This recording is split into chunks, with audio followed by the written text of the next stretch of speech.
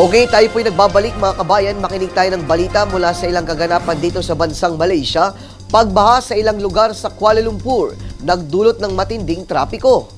Live mula sa newsroom ng SMNI dito sa Kuala Lumpur, may report si kapartner Fritzy Howard. Yes, kapartner.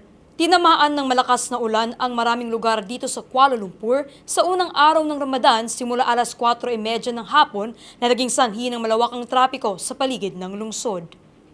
Sinabi ng spokesperson sa Kuala Lumpur Fire and Rescue Station na maraming lugar din na naging sanhi ng trapiko ang pagkakaroon ng barado ng mga paagusan ng tubig o kanal. Kabilang sa mga apektadong ruta ay ang Tamanwayo patungo sa bundok ng Bado Caves roundabout sa Jalan Kuching, Cheras Central patungo sa Bilyon roundabout sa Jalan Cheras, at parehong direksyon sa estasyon ng monorail sa Jalan Maharaja Lela at Jalan Raja Chulan. Nagbahagi rin ng ulat ang ilang mga netizens sa pamamagitan ng social media sa ilang mga lugar sa Ampang at Cheras na binaha. Kapartner, sa kabila ng pagbuhos ng ulan, may mga tao pa rin nakikitang bumibili ng pagkain sa Ramadan Bazaar sa Kampong Baro. Mula dito sa Kuala Lumpur, nag-uulat Fritzy Howard, Kabayan News, Malaysia.